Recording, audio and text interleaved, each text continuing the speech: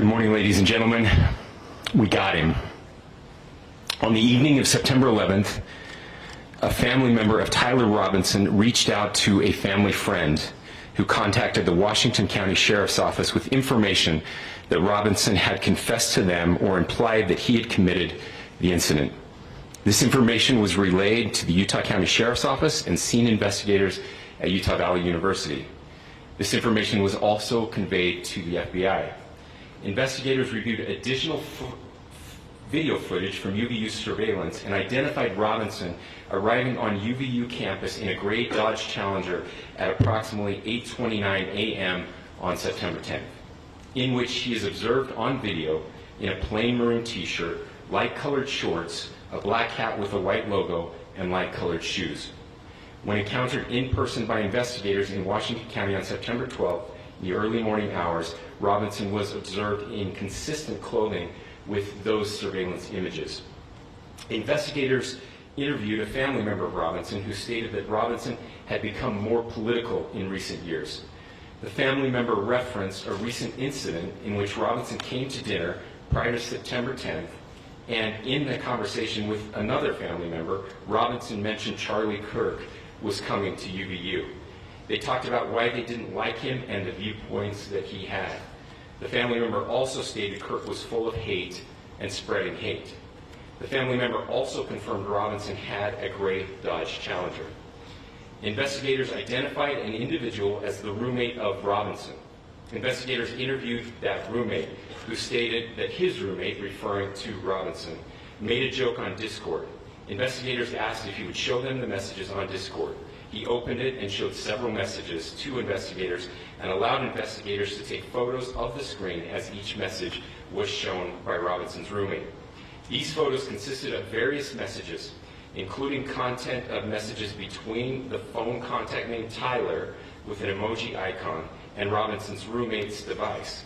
The content of these messages included messages affiliated with the contact Tyler, stating a need to retrieve a rifle from a drop point, leaving the rifle in a bush, messages related to visually watching the area where a rifle was left, and a message referring to having left the rifle wrapped in a towel.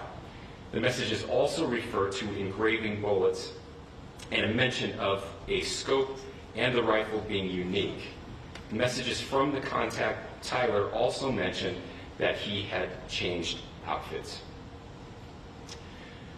I know there's been speculation as well as to the writing on those casings, those bullet casings, and I believe we have that as well. And I'll share that with you now. So the area north of Campus Drive Road where the suspect crossed over, you saw some of that in the video that we released last night, consists of a grassy area with trees on the edge of the UVU campus. Investigators discovered a bolt-action rifle wrapped in a dark-colored towel. The rifle was determined to be a Mauser Model 98 30-06 caliber bolt-action rifle. The rifle had a scope mounted on top of it. Investigators noted inscriptions that had been engraved on casings found with the rifle. Inscriptions on a fired casing read, "Notices, bulges, capital OWO, what's this?" ? Inscriptions on the 3 unfired casings read, "Hey fascist!" ! Catch! Up arrow symbol, right arrow, and symbol, and 3 down arrow symbols. A second unfired casing read, "Oh Bella Chow, Bella Chow, Bella Chow, Chow Chow," and a third unfired casing read, "If you read this, you are gay, LMAO." We are indebted to law enforcement across the state who's worked seamlessly together, local law enforcement, state law enforcement, and our federal partners with the Federal Bureau of Investigation. We're grateful for everyone who worked together in such a short amount of time to find this person and to bring justice. I want to thank the public who has been so engaged, reviewing videos, helping us with sending in tips, and helping us get to this point. I want to thank the family members of Tyler Robinson who did the right thing in this case and were able to bring him into to law enforcement as well.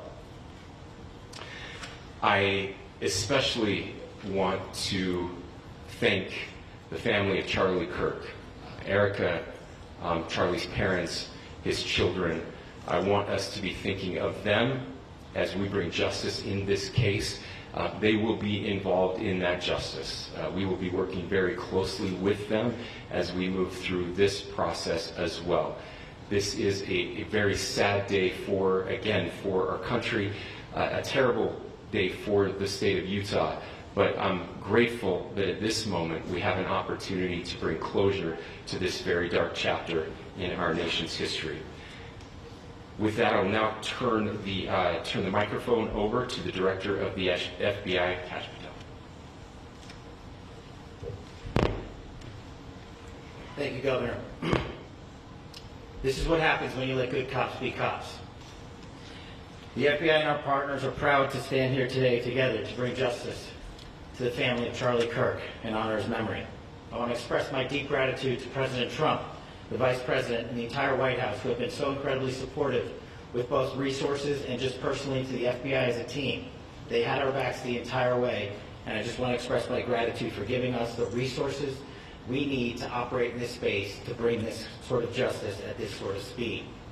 In 33 hours, we have made historic progress for Charlie. Governor Cox, our partnership has been absolutely incredible these last few days. Our partnership will endure. Your state and local partners, your sheriffs, your DPS community has been unbelievably impressive in the hardest of times. And a case like this cannot be solved, cannot be brought without partnering with your state and local authorities. The FBI has a certain role to play. We will play that role, and we will lead after the federal government. Governor Cox, we are so grateful for your state partnership that led out on this investigation. A little bit of the timeline. Charlie was shot at 12:23 p.m. on Wednesday. The first FBI agents arrived on scene in 16 minutes with chiefs of police at 12:39 and secured the scene. The FBI immediately launched fixed-wing assets. We utilized these assets to transport personnel, specialty technicians, hostage rescue teams. We also utilized these assets to go back and forth from the East Coast and here in Utah to transport forensic evidence and other evidence that will be analyzed and is being analyzed at our FBI laboratories in Quantico and other laboratories, including the ATF. At my direction, the FBI released the first set of FBI photos of the suspect at 10 a.m. local time on 9/11.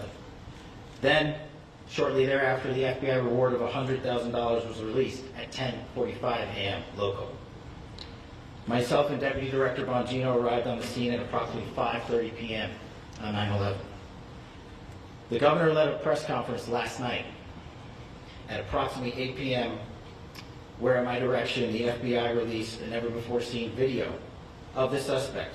We also released new images to the public of the suspect. And just last night, the suspect was taken into custody at 10 p.m. local time. In less than 36 hours, 33 to be precise, thanks to the full weight of the federal government and leading out with the partners here in the state of Utah and Governor Cox, the suspect was apprehended in a historic time period. And I want to highlight what Governor Cox said. This would not have been possible without you, the media, and you, the public. That's why we went so public, so fast, and we're so transparent, and we're committed to that transparency. The crime scene, just a little bit there. It is a large crime scene. State and local authorities, along with federal authorities, processed that crime scene quickly, and I even had the ability to walk through that crime scene and walk through the steps the suspect took to learn more about what was needed and what resources we needed to bear to create a full picture for the FBI and leadership back in Washington. Furthermore, thankfully to state and local partners, forensic evidence has been seized and continues to be garnered. Forensic evidence has already been evaluated at FBI laboratories in Quantico and state and local authorities here. We will continue to process evidence as we see it, as we collect it, and we will continue to deliver to Governor Cox and his team. Last night we had a total of approximately 7,000 leads. As of this morning, thanks to your great work, we have over 11,000 leads that were called in to the FBI. And we are running out every single lead that we can. Every one of those leads will be run out.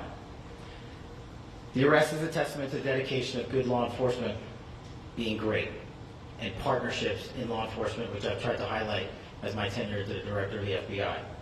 There is no better relationship for law enforcement than the FBI to partner with state and local authorities, and you've seen it here in these last few days. The FBI Salt Lake Field Office, along with our offices in LA, Phoenix, Denver, San Antonio, Las Vegas, Pittsburgh, Buffalo, our headquarters component in Quantico, all participate in the FBI. I want to express my deep gratitude to the employees of the FBI, the men and women, the evidence response team tacticians, the special operators, the agents, the support staff.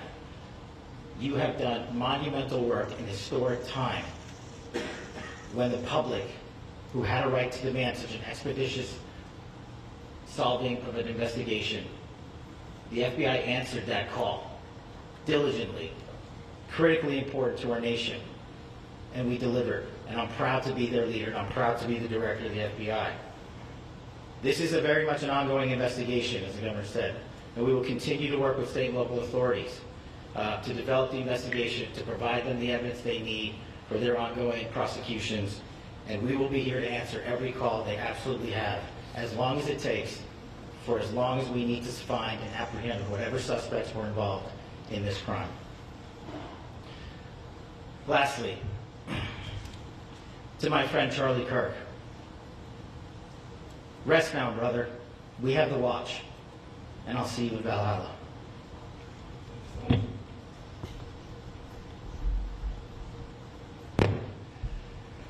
Thank you, and good morning. I would just like to take a few minutes as the sheriff to express my gratitude for everybody who has played a part in this investigation.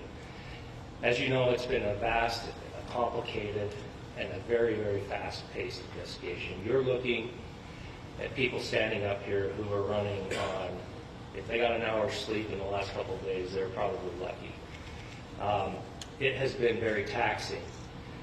It has been so impressive speaking on behalf of the local law enforcement to see the cooperation that we've seen in this type of case. Across the state, sheriffs, chiefs, our state partners have stepped up and have come to the call on anything that we needed.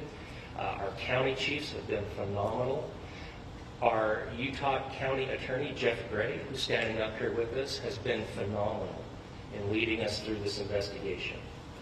I would like to thank the federal government for their resources, their assets. Our local team here, our FBI team, has been extraordinary in helping us work through this and bring this person to justice. Most of all, I would like to thank the public, and specifically, I would like to thank the public who turned to prayers and who turned to positiveness for us. I would like to thank them on behalf of the law enforcement community, because we needed those prayers. That's what we needed to get through this. We needed your support, and you gave it to us. We needed your patience, and you gave it to us. And I would like to thank you for the Kirk family, because that's what they need, is your support and your prayers, and that will get us through all of this. So thank you, everybody, for everybody that has stepped up. We've had such a phenomenal response to this. Thank you.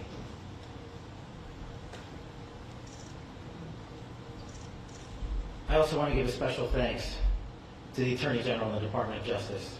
Their unwavering support and their commitment to justice is shown true here. And without AG Bondi and Deputy Attorney General Todd Blanche and the resources they brought to bear, we would not have been able to complete our mission. And I just want to say special thanks. It's an honor to be a part of the Department of Justice. Thank you again to our incredible law enforcement team who has worked so hard. Sheriff, I got a solid 90 minutes last night, so I'm probably the most well-rested person up here. Ladies and gentlemen, I hit the microphone, so I hope you'll permit me a moment just to share a few more thoughts about where we are and how we got here, and maybe a little bit of where we go from here. I don't want to get too preachy, but I think it's important that we, with eyes wide open, understand what's happening in our country today. I've heard people say, well, why are we so invested in this?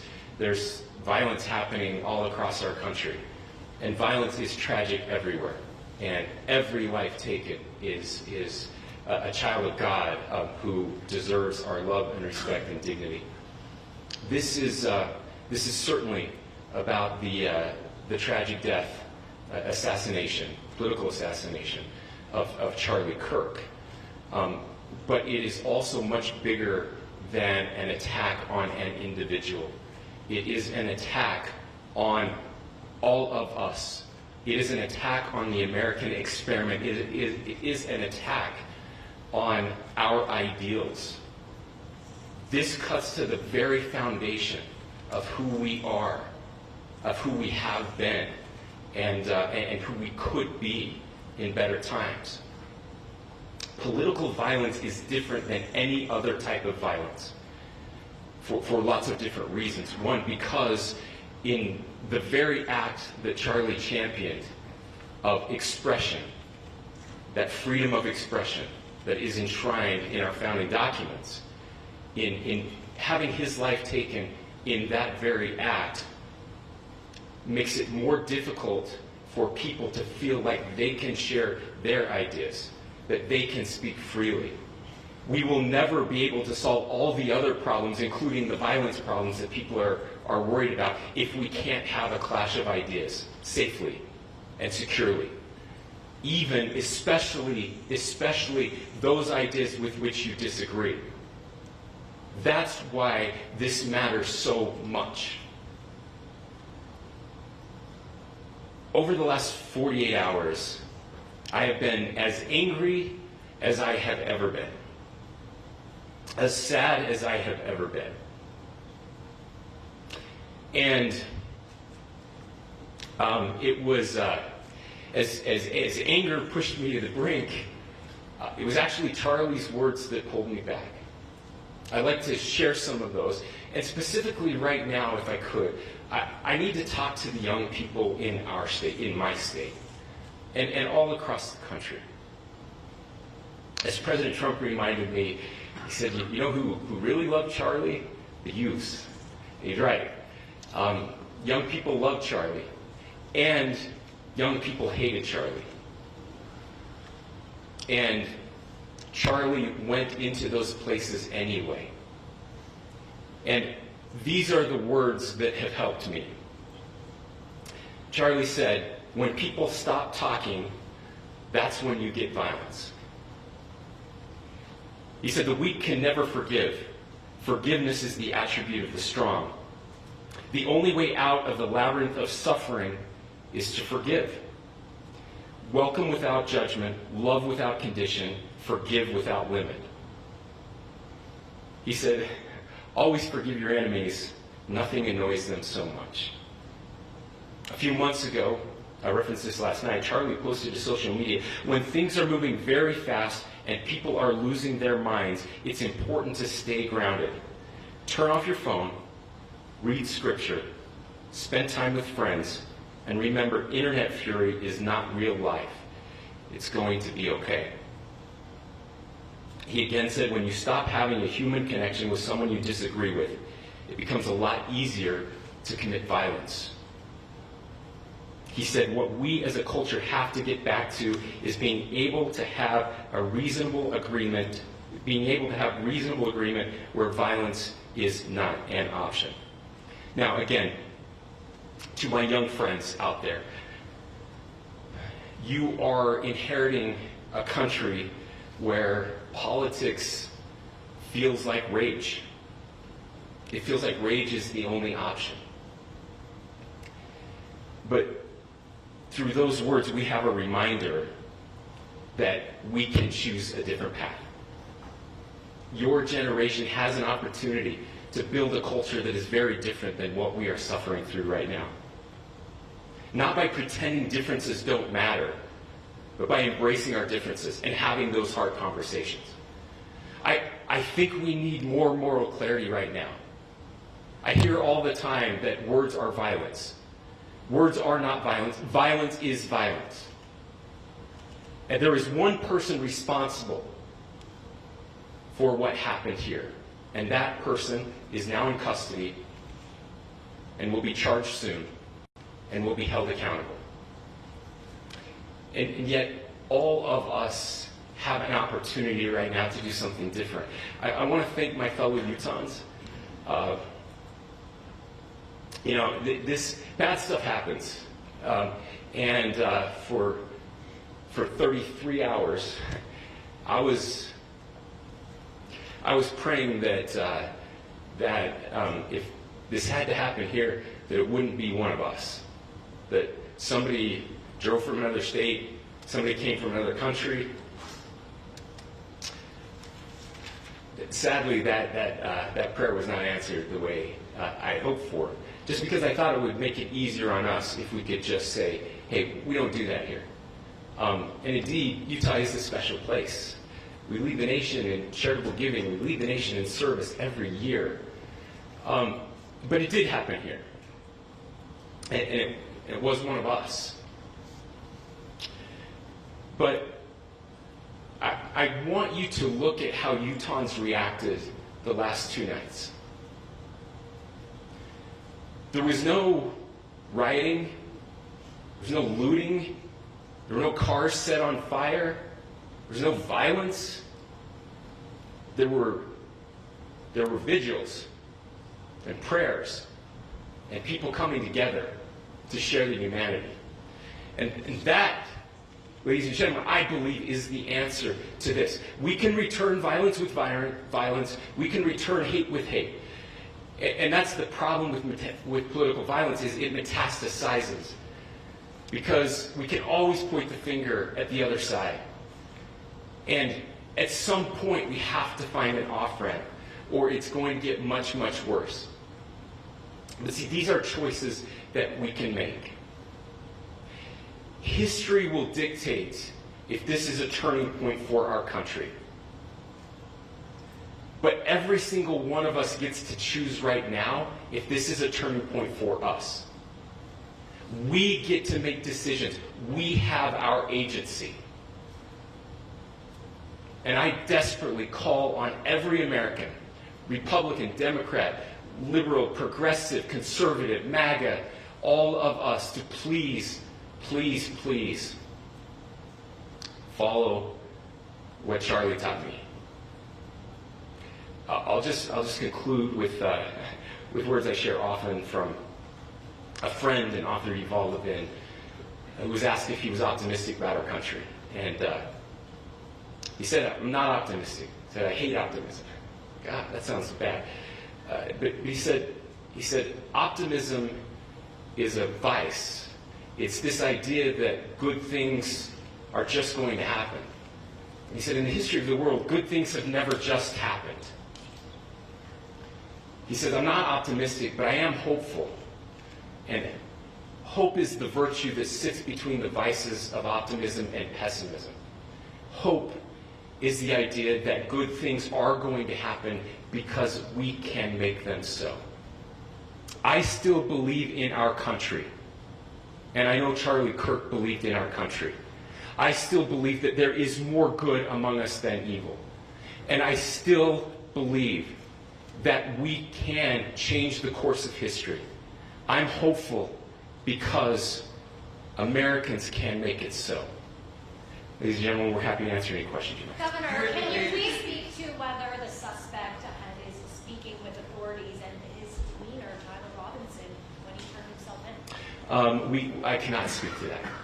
Governor, how do you interpret his motivation? Governor, how do you interpret the engravings on the case of Well, I will leave that up to you to interpret what those engravings mean. I think the clearest one that says "catch fascist," there's not, and by the way, that's like catch like a ball, catch this.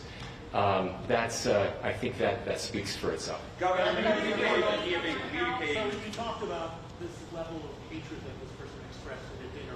Beyond that, is there anything in your view that you've discovered that may have radicalized or changed him to prompt him to commit such a horrific act? There's nothing more that we can share at this time. Governor, you indicated that he had been communicating with a friend on Discord about the gun. Do you anticipate any more arrests? We do not at this time have any information that would lead to any additional arrests. Do you believe he acted alone? Yes. But the investigation is ongoing.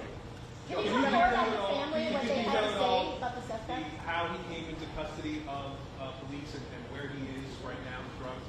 Robinson? Yes, so right now, Mr. Robinson has been booked into the Utah County Jail. You heard the president this morning report that he was taken into custody, that his family and a friend helped to deliver him into custody of law enforcement in Washington County. For those of you that don't know where Washington County is, it is the southernmost, southwesternmost part of the state of Utah. It's about a 3.5 to 4 hour drive from here, where we are right now, and that's where he lived and where they turned him. Is he Can you talking tell to us somebody? more about what the family is saying about Tyler Robinson? I can't share any more than what I've already shared. Is he talking with Governor, do you have authorities? details on how he got back to Washington County and how the gun was obtained? So, how we obtained the gun? The gun was found. How the was found shooter obtained the gun and how the shooter then was able to get back to Washington. So I don't have much more details on that. We do know that he drove. We had his car here on campus, and then we had his car going south back to the St. George. It's actually the city of Washington in Washington County. Is he talking with authorities and did he discuss a voting? I'm sorry. Did the suspect plan to carry out any other attacks? We don't have any information that Are you going released. to be releasing the mugshot? Yes, in fact, it was just released. Is he Yes. talking with authorities and did he discuss a voting? I can't answer that right now. Can you clarify? You've spoken very eloquently about trying to reunite this country. Do you feel that this is a watershed in American history? I absolutely believe that this is a watershed in American history, yes.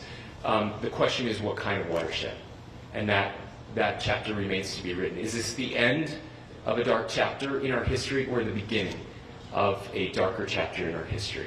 Look, I mean, if you look at true political assassinations in this country of someone of this stature, this feels a lot like the late 60s. And having one so gruesomely displayed on camera in all of our hands and in all of our pockets, we are not wired as human beings biologically, historically. We have not evolved in a way that we are capable of processing those types of violent imagery. And by the way, we've seen another one with a gruesome stabbing very recently that went viral. This is not good for us. It is not good to consume. Social media is a cancer on our society right now. And I would encourage people to log off, turn off, touch grass, hug a family member, go out and do good in your community. That is happening, and it's happening organically right now. I had a friend in a small city in Utah who said, we're getting together, the Republicans and Democrats in my little town are getting together to have a discussion last night, just to find a way to find their better angels. So yes, this could be, I mean, again, you have to go back to JFK to have seen a video live of something like this happening. I wasn't born until 1975, but I know that things were really dark in the late 60s. Sorry to some of you. I know some of you were there. This is our moment. Do we escalate or do we find an off-ramp? And again, it's a choice. It's a choice, and every one of us gets to make that choice. Two more questions right here. Could we clarify that the release of those enhanced images at 8 p.m., the timeline that Director Patel gave us, led to the arrest at 10 p.m.? Is there a direct connection between those two events? I cannot comment if there is a direct connection or not, but all I can say is that through some process, the family came to know that this had happened. One more thing, Governor. Could you just clarify the clothing issue you mentioned earlier? was he changing outfits? Correct. Just clarify this. Yes, yes. So when he's first spotted on campus, he has different clothing on, and then he changes clothing on the roof, and then changed back into that clothing at some point, so that when he was apprehended, when he was arrested, the clothing matched the clothing he had on before the shooting here at UVU. Last question here. You said that the suspect was from DuPont. Can you kind of tell us a little bit more about where, and was he a student here at this university, and is there any history of mental illness? Yeah. I don't have any information on the mental illness part. He was not a student here at UVU. He was living and had lived for a long time with his family in Washington County. So that's part of it. Thank you, everyone, for your great work in getting this information out. I would just say, process-wise, this may be important. I know many of you aren't familiar with the process in Utah. I think it's important that you understand that. Basically, we have 3 days for charging documents to be filed. A CI will be filed.